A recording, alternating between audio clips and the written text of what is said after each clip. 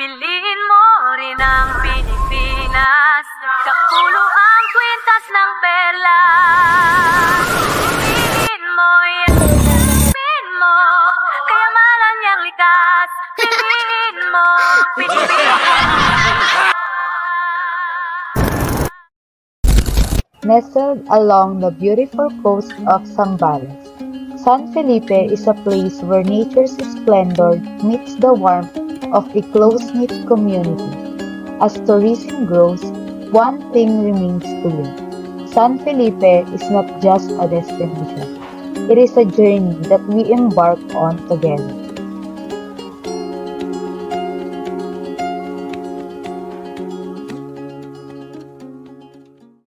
In San Felipe, it's all about unity, whether you're a visitor or a locals. Here we are one community, one experience, and one future. Welcome to San Felipe! In tayong DI San Felipe, let's go visit San Felipe!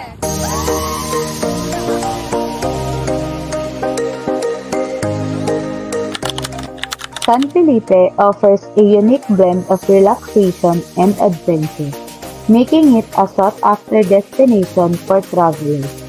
With its picturesque beaches and warm community, the town has become a hub for surfers, nature lovers, and those seeking a serene escape. But how do the current services shape the experiences of tourists?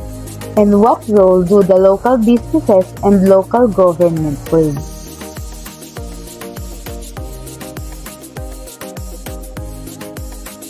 First question po namin is, paano niyo po ma-describe po yung overall experience niyo po pagdating po dito? Simula po dating po dito sa Zambales mismo, sa accommodation, tapos papunta po. Firstly, I think yung mga community dito is very friendly. So, sa lahat ng tinanungan namin regarding the tourist spots, regarding the famous restaurants, lahat sila ay very honest, very affordable, and very sakto lang yung prices nila. Usually, lalo na dito sa falls, napakaganda ng ginawa nila na nakahelp sila sa community mismo and sa tawag dito, sa nature pollution is hindi siya ganun ka-harmful. Overall, hindi kasi ito yung first time ko. Actually, I've been to San Felipe for many times na din. And I could say na maganda yung mga nag-experience ko, kaya nga binabalik-balikan ko din, not only the scenery, of course, pati yung people din, tsaka yung culture nila dito. Tourists often praise the hospitality and warmth of the locals as well as the natural beauty of the town. However, there are aspects of their experiences that could be improved to meet the growing demand for quality services.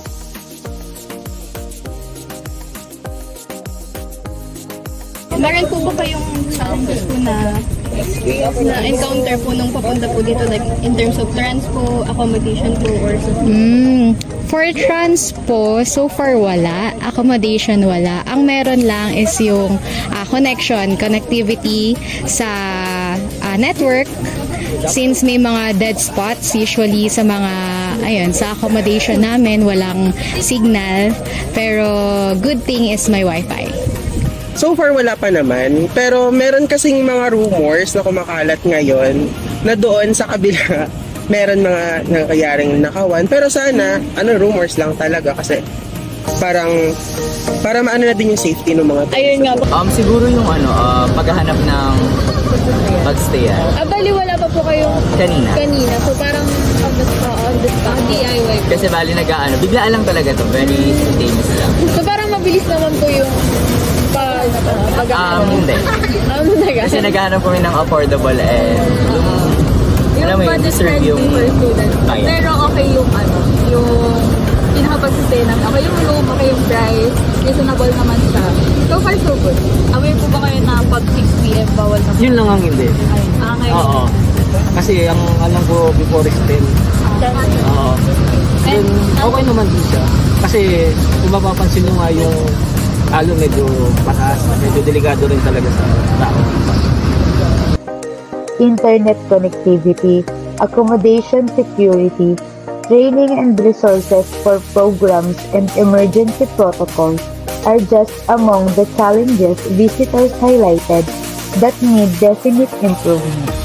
These insights from them guide the efforts of local leaders and businesses to address these concerns and improve the San Felipe. Ano niyo po ma-describe yung service na provide niyo sa mga turista? Through banana boat. Nag-enjoy sila sa sa pagsasakay sa banana boat. Actually, hindi kami nag-ads products pero we make sure na yung paninda namin is madadala nila kahit saan sila pupunta. Like, may carry nila yan. While tourists play a crucial role in the success of travel destinations like San Felipe, local businesses meanwhile are the backbone of the town's tourism economy, offering unique products, accommodations, and engaging activities. Yet, like any industry, they face challenges in catering to the diverse needs of visitors. Meron po ba yung mga problemang na i-encounter habang... Mayroon ma'am sa mga nakainom ganyan. Ano po yung... Pilit nilang itataob sa malalim. Yung ibang kasama nila ayaw itaob. Mayroon yung nag-hysterical, ninenervyos, na high blood. Ilang karamihan yan, nalulunod, mga makukulit, yung nakainom, gustong maligo kahit naka-red flag. Kasi pag naka-red flag po tayo ma'am, hindi po tayo pwedeng maligo. Meron yung mga nawawalan sila ng pera, nahuhulog sa dagat. Dala-dala kasi nila, cellphone, wallet, nahuhulog yun. Yung makalat na guest, hindi mo kasi talaga maiwasan. May mga guest din na mag-uuwi ng kaldero. Kasi nawalan ako ng isang kaldero tsaka isang para dun sa yung sabaw. So tig-isa yung nawala. Hindi ko na mahanap. And ang pinakamalala siguro yung guest ko noon na hindi ko makalimutan to ninakaw yung camping chair. Ang ipinalit niya yung camping chair niyang sira. Then, sinira yung pintuan ng isang TP3. Wasak yun. Talagang kasilasing sila Binasak nila. Ang mga aircon iniwang nakabukas ang pintuan na hindi ko alam na maaga silang nag-out. Challenges concerns affect the ability of businesses to provide consistent, high-quality services. So, regarding po dun sa mga programs, what are the challenges you have encountered from the implementation of programs and practices related to enhancing tourism experiences? Yun, syempre pag may naniningil, may magrereklamo talaga. Kasi nga, kumbaga, dagdag bayarin sa mga turista. Pero hindi alam ng mga turista na malaking tulong itong mga programang ito, yung aming ETF, CPF collection, kung saan nakakapagbigay kami ng ibang trabaho sa mga lokal at syempre na maintain or nasusustain yung kagandahan ng tourism dito sa atin. Yun. Then ano pa ba? Reklamo tungkol sa usually sa mga din talaga sa daan, access road. Yun. Kaya yun din talaga yung pinagtutuunan ng pansin ng local government ng San Felipe. Kaya yung mga ganong bagay, malaking tulong yung ETF, CPF talaga sa amin. The local government is continuously working on these concerns and provide resolutions. And together, the community, local businesses, and authorities are navigating the path to improvement, ensuring that San Felipe continues to grow without compromising its distinctive beauty and quality. As tourism in San Felipe grows, the local government unit is currently working on policies or ordinances aiming at promoting sustainability and preserving the town's beauty. But how are these policies going? Do you have other policies or regulations to be implemented to improve San Felipe's services to ensure a more satisfying experience? As of now, wala pang nababanggit na additional ordinance or programs ang Sangguniang Bayan together with our mayor. Yun pa lang yung meron talaga. mayroon po mga ordinansa. Yung actually ina-adapt pa namin, hindi pa na-approvean. May regular collection of waste kami, which is Sunday, Monday, and Wednesday. So regular yun na kuhan. Kasi ang bisita dumarating Friday or kaya Saturday. So yung basura nila, puting kinaumagahan hanggang Sunday. Ganun yung routine. While San Felipe is still in the process of developing comprehensive policies for sustainable tourism, several ordinances have been introduced, including guidelines for the welfare of tourists, locals, and waste management. There are also proposed draft ordinances that need further approval from the head authority to continuously improve the area. These measures reflect the town's commitment to preserving its natural beauty as it grows as a tourist destination. Dito po sa beach, aware po ba kayo sa mga policies or regulations na meron dito sila sa San Felipe? Or... Not specifically, pero siguro yung ano na lang, parang tawag dito, yung in general ba, parang basic human ano na lang, sense na. Actually, talagang pumunta lang din kami dito, wala din kaming alam talaga. For beach lang talaga. Pero siyempre, bilang Pilipino din naman, alam naman natin yung tama at mali dito sa ganung lugar. Kaya yun din naman yung gagawin natin. Tourists play a crucial role in the success of this effort. Awareness and participation are among the keys in fostering a shared responsibility for the preservation of San Felipe's unique environment and culture.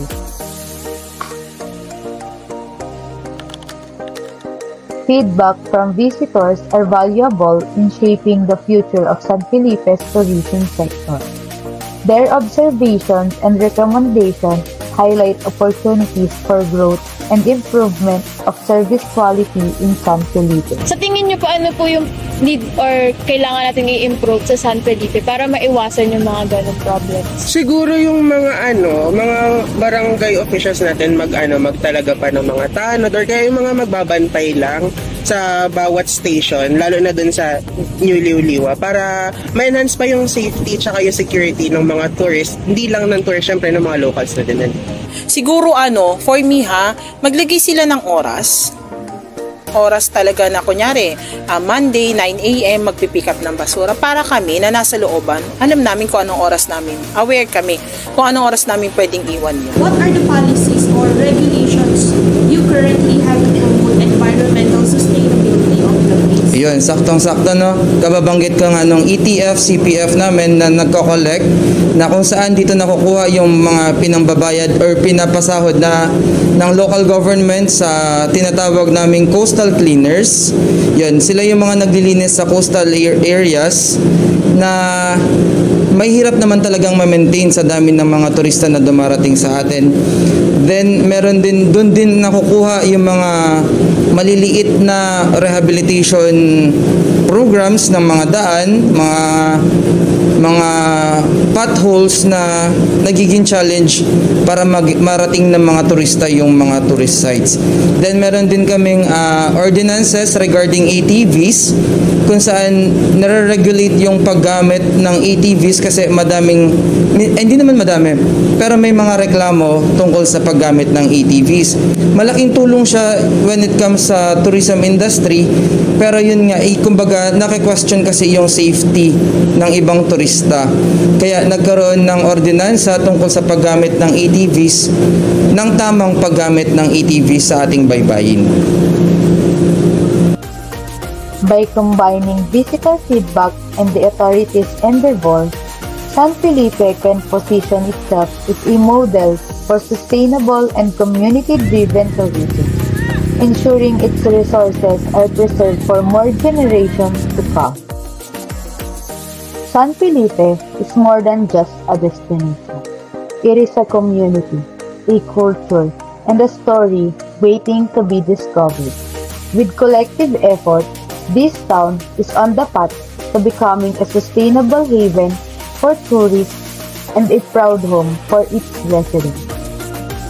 The future of San Felipe lies in its ability to balance growth with preservation, ensuring a remarkable experience for both the locals and tourists.